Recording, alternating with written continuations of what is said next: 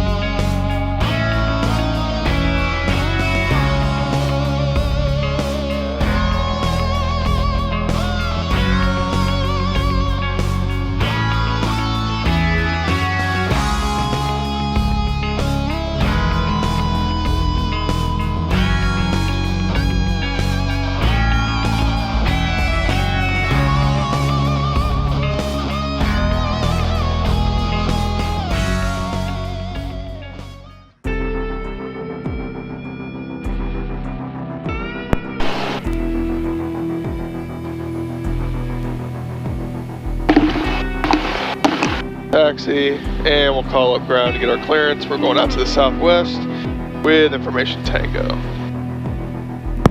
Spirit ground, this is Skyhawk 64657 at the Elite ramp with Tango, request taxi for departure to the southwest. Cessna 64657, runway 26 right, taxi via Echo. This is the normal runway we usually go down to, is 26 right. They usually try and keep the larger traffic on the other side, kind of separate us. Don't have to use much wake turbulence avoidance if they kind of separate GA from corporate, which is nice. That's really convenient to have it right next to the facility here. It is. So it's nice here, we can just go out and do the run up, and then 30 seconds later we're down at the runway ready to go. So you're not wasting student time, and more importantly, you're not wasting student money. Alright, right. Hold short, switch over to tower, and before takeoff checklist. Flaps set at 0, elevator trim set for takeoff, fuels on both, transponder to all. Mixture's rich. Strobe, landing light on, doors, windows, closed, locked.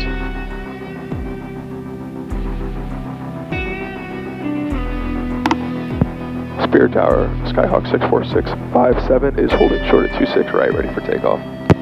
Cessna 64657 for tower left turn southwestbound is approved, runway 26 right, clear for takeoff. Left turn approved, 26 right, clear takeoff, 657. Clear on the departure end, and clear down the runway.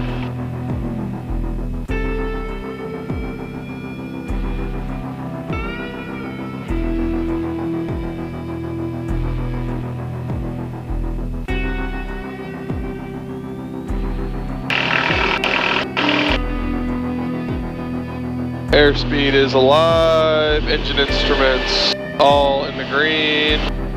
Airs 45, 50, 55, rotate.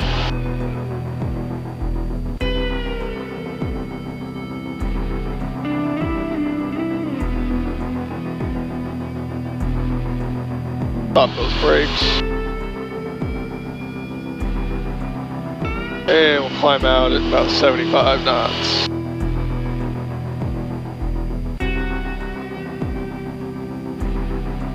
That was real smooth, real nice running airplane. It is, it does. That's what's nice about the airplane is that the cables and pulleys are so new that it's so responsive. When I put an input in, it does what I want it to. I don't feel like I have to really pull back or yank it, bank it to get it to what it wants to do. And for the most part, so do all of our airplanes. It's just, these newer airplanes, I mean, it handles like a new car, really. It's just going to be more responsive for a while, which is really, really nice. And it helps students train a lot too, because they don't get, because when students have been in older airplanes, or even, we'll get guys coming over here to rent airplanes that have normally flown out of other airports, and they come step into this, and it's like, and they're totally shocked at how nice it is inside, how nice it looks outside, but mainly how well it handles. I mean, it does what you want it to do, and this is what you want in a training airplane, or just even if you're just going to be using it for leisure and on the weekends, people that come out and rent, it's just, it's what you want. You don't want a sort of duct tape operation. You want it to look good inside. You don't want trash. You want the flight controls to be responsive. You want an updated and functional avionics panel, and you want good maintenance on it. And this checks all those boxes. Yeah, it is really comfortable, and looks like you got a mix of instrumentation, conventional, and nice Bendix display there. Yeah, it's really nice. So right now we're heading out to the southwest, and one of the main landmarks, that's what we call the Labadee Stacks, and that's normally where we go out to do our training, do our maneuvers for students. And it's nice also because there's a nice uncontrolled field over there, Washington Regional, that we can go over and practice landings and practice student work in terms of operating in a non-towered field. Sometimes students can kind of get lulled into having that tower there to help them out. So it's important that they know how to operate at a field that's not towered and not controlled. Because all private pilot training is going to have some sort of non-towered practice in it. But it's nice if I can, takes me 10 minutes to get over there instead of, having to do basically a small cross country to get somewhere, which is nice.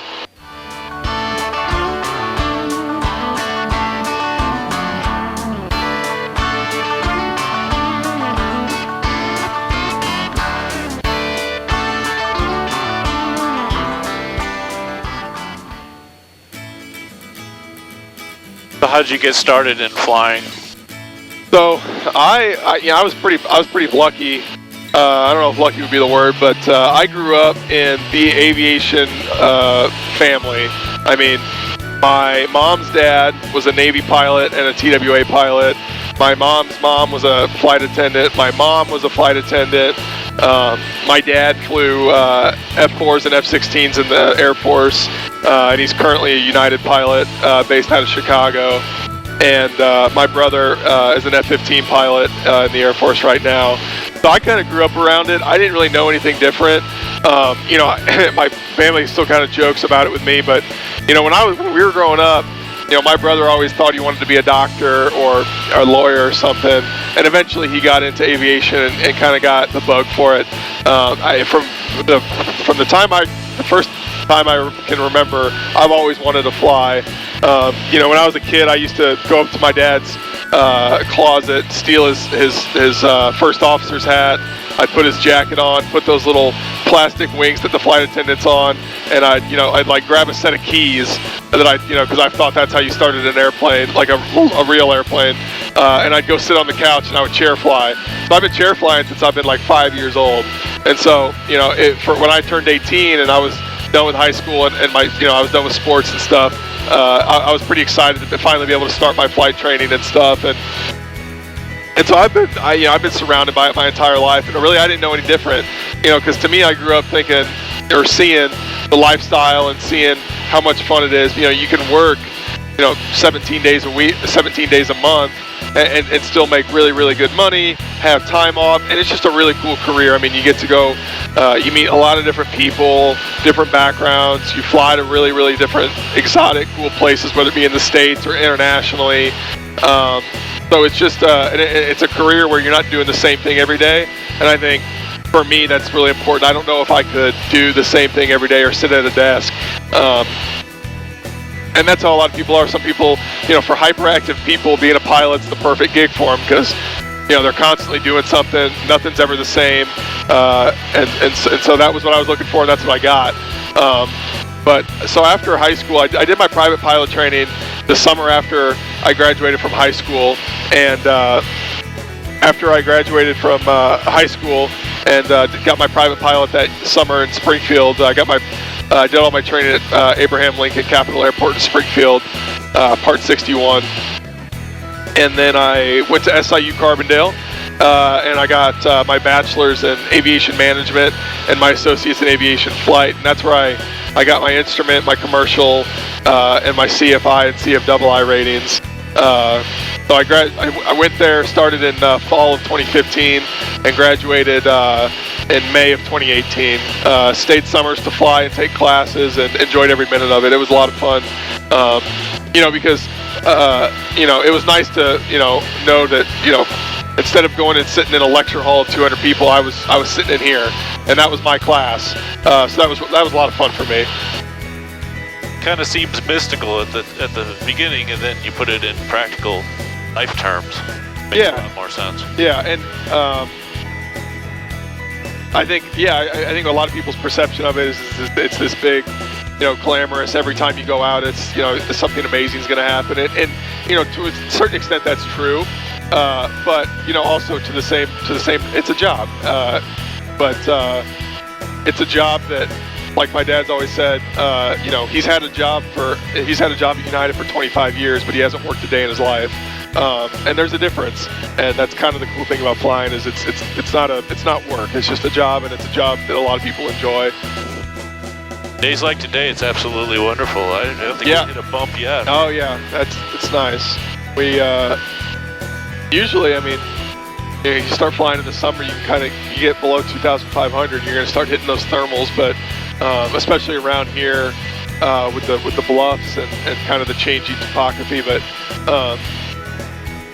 no, it's really smooth today. It's really nice. Hopefully it stays like this, but I'd be surprised as the day heats up. We're going to get more and more thermals.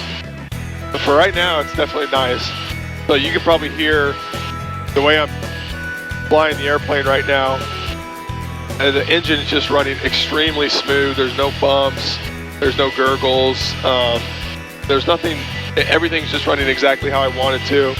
When I'm making turns, it's instantly responding to what I want it to do, and it's not. I don't feel like I'm having to fight the controls the entire time. I'm not having to add a bunch of reverse or counter pressure to balance things out.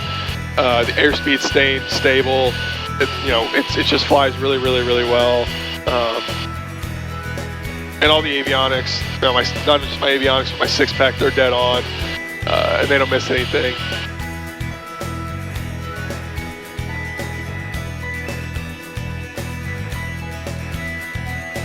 Yeah, it's kind of like being on rails this morning. Oh yeah. It's really smooth, really quiet. Yeah, that's a function of the air right now, but I think it's also somewhat of a function of the airplane.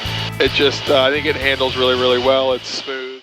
And what I would say to a young kid that has an interest, doesn't have an interest in it, is that, give it a shot. When I talk to a lot of kids, or people, and they ask me about aviation, how I got into it, how they can get into it. It can seem daunting from a couple different ways. One, finance, that's the big way. Just there are so many ways to pay for it, so many ways to pay it back, that, you know, that should be, I don't want to say the least of your concerns, but the really big concern should be, is this something you really want to do? And if it is, give it a shot, because you don't want to work a job for 20 years that you didn't want to do. I'm not discouraging any other career path, but if you're doing a career that you don't want to do and you'd rather be flying, you don't want to have that regret 20 years from now saying, well, I wish I would have tried. Yeah, but one of our themes at the Aero Experience is the same thing. Try aviation, experience it firsthand yourself. That's kind of our theme.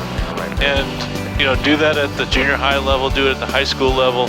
You know, go to a camp like you're hosting today, or you know, take a Young Eagle flight. You know, go through that process, do it a few times and enjoy it, and then you know, if you're interested in taking it up, you know, come to Elite Aviation and get it training from the best. And that's the thing. I mean, you know, come out and, you know, you come out. We don't even necessarily have to fly. If you have questions about how the career works, how the training works, come out. I'll talk to you. I'll sit down with you for an hour. We'll write out a plan. I'll let you know what it takes, what it's going to cost, and we'll work it out. No charge to you. It's just a free consultation, basically. And with your experience and with the experience of the staff at Elite, then there are many different perspectives that can help. You know, someone come in and everyone at Elite learned how to fly in different places, different ways. We all have different goals and aspirations. We came from different backgrounds. But the one thing we have in common is we all enjoy this.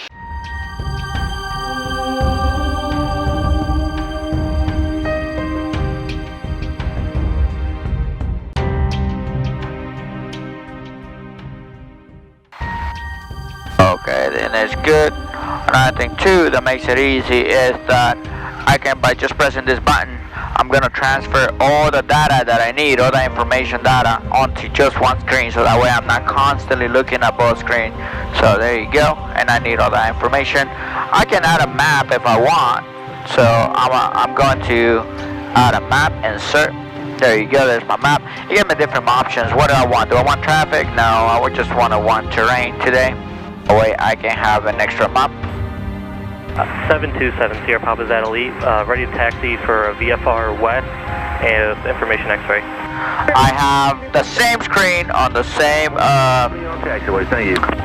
both the MFD and the PFD. So what that does is that I'm only gonna focus on this screen because I have all the information that I need on one screen, so I don't have to be dividing the attention. This is easier to fly compared to the analogs, because in the analogs you're gonna have to constantly be changing your eyes, and this keeps it on just one set right here. One screen, I get all my information that I need. Much easier than compared to the analogs.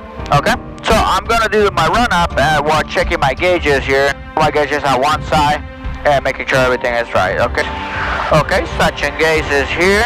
Oh, right here, it's in the green. Okay, engine instruments, you can see green, everything's in the green. Try to check idle, and I'm gonna start making it back all the way. It's great that it has the engine controls on there as well as the flight controls. It makes it a lot easier for you to scan. It's definitely a great tool that they put in there. Okay, so I'm gonna give a call to ground and ask for a departure to the west. Delta 51163 Spirit, runway 26 right, taxi via Echo. 26 right, taxi via Echo, 51163. Delta 51163 Spirit, Tower West departure approved, runway 26 right, clear for takeoff. West departure approved, runway 26 right, clear for takeoff, 51163.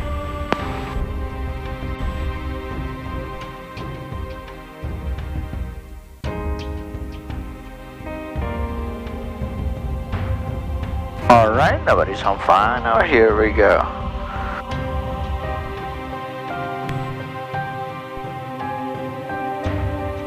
Alright, going down the runway. Airspeed is alive. Got the airspeed stuff displaying there. And we're waiting for 55 VR. rotate.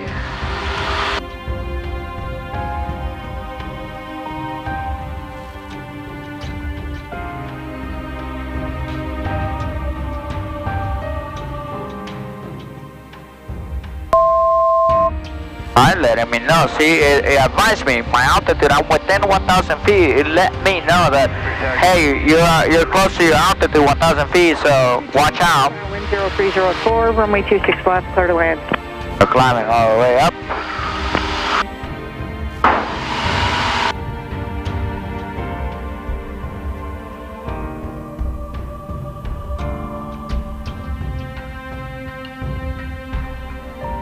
You can do a quick scan of everything right in front of you, and it looks, you can see if everything is okay. Yeah, by having this, it's a lot of things. So for example, another cool feature, you know, that you don't see in the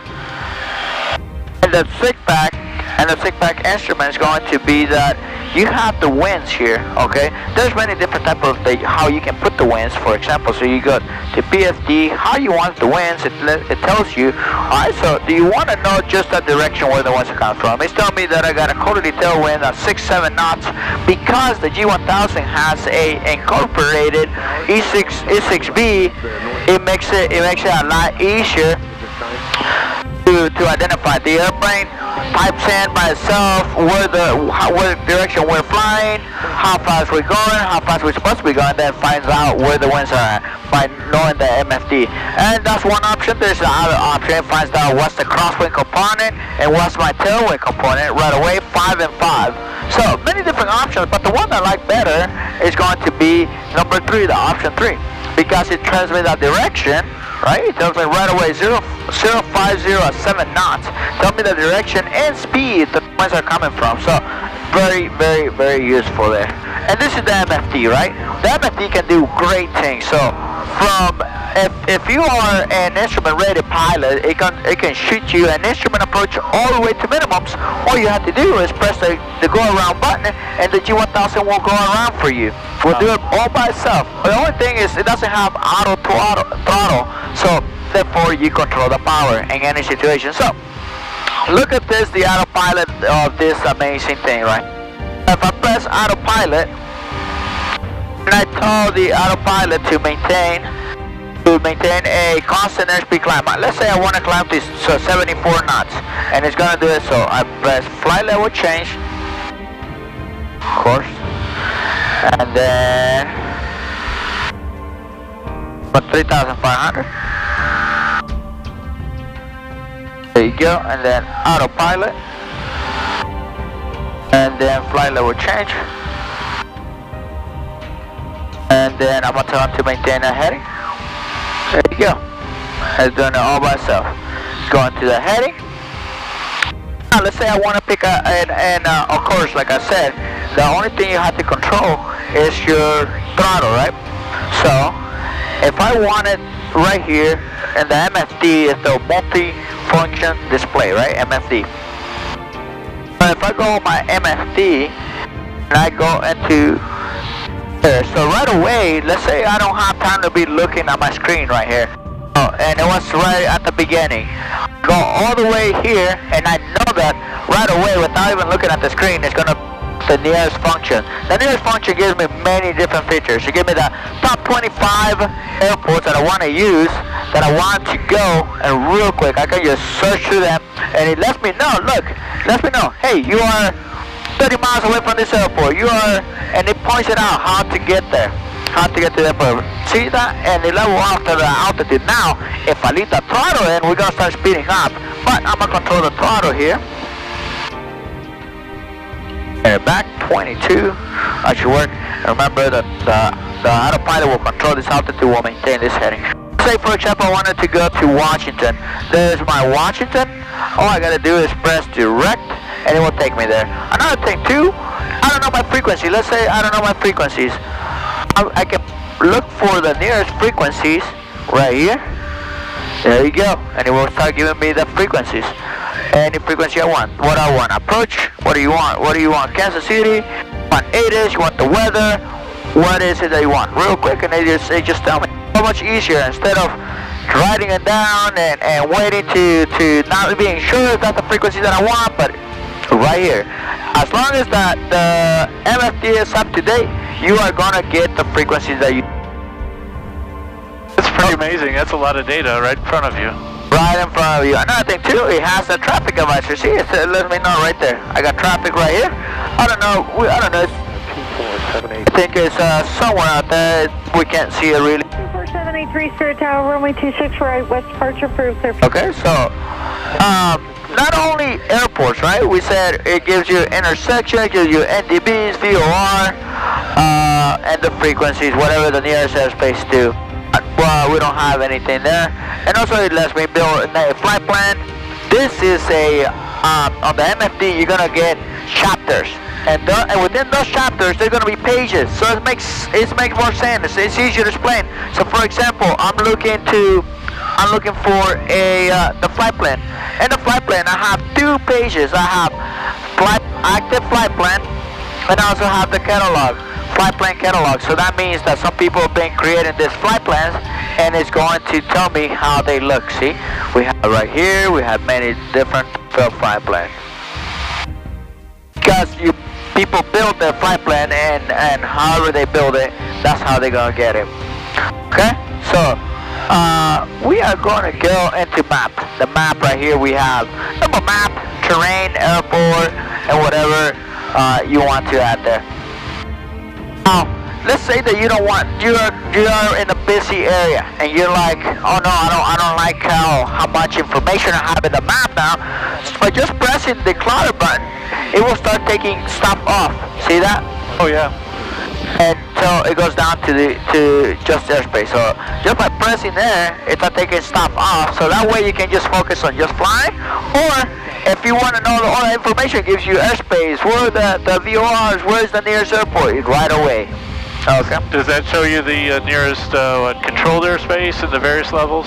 Yep, it showed me. Good question there. So yeah, so this is the nearest controlled airspace. So just by pressing this kind of like mouse, I call it, it tells me what's the altitude of Class Bravo. So it lets me know so that I got Class Bravo on my right, and the altitude goes to the bottom of the class shelf of the Class Bravo is at 5,000, and the top is going to be 8,000. Right here in the back where we just came from, right there, same thing, 5,000 and 8,000 the top.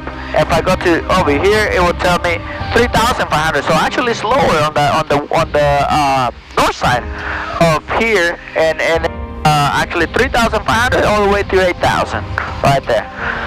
So let's say I'm going to the nearest airport and I need to get there quick, but I don't want to get my hands right here. It's super easy. Same thing right here. So I just press on this one because I want to focus right here what's going on. I got a lot of stuff going on, and I just want to get to the nearest airport.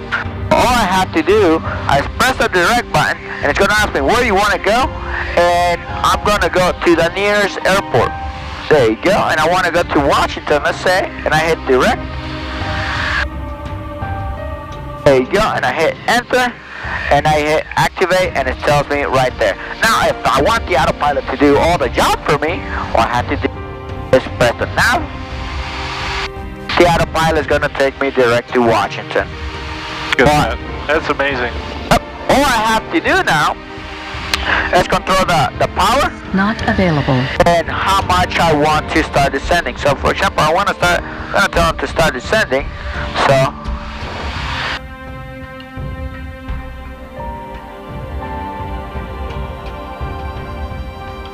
Then I control my power. There you go. And see, the autopilot is doing everything by itself. That's indicating 2,800. And the autopilot is doing it right there. That's pretty incredible. And all I have to do is supervise. Make sure it's doing what I told it to do. And of course, I got to control the power. And you can see Washington's right ahead of us. There it is. Yep. Yankee. Okay, we got the information. Now I'm going to put the frequency at top for Spirit Tower. Tower, says Tower there, and then all I have to do is enter, activate right there, and I can talk to Tower. Spirit Tower, Sky 51163. We are 8 miles to the west, inbound to land information, Yankee. Track 51163, Spirit Tower, right downwind, runway 26 right. Right downwind, runway 26 right, 51163.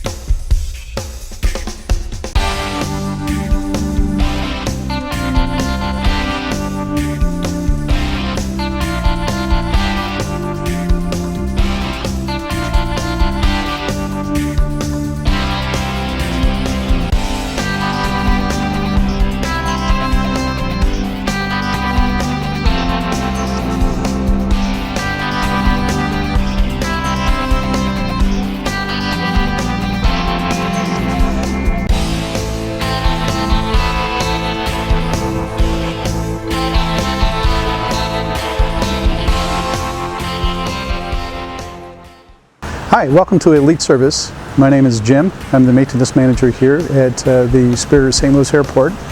We here at Elite Aviation do annual inspections on the small aircraft, the singles and light twins. In addition to that, we will do ADSB and small avionics projects and engine changes and such. We welcome you to come tour our facility at any time and look forward to seeing you. If you have any questions, give us a call, 636-778-4400. Look forward to meeting you.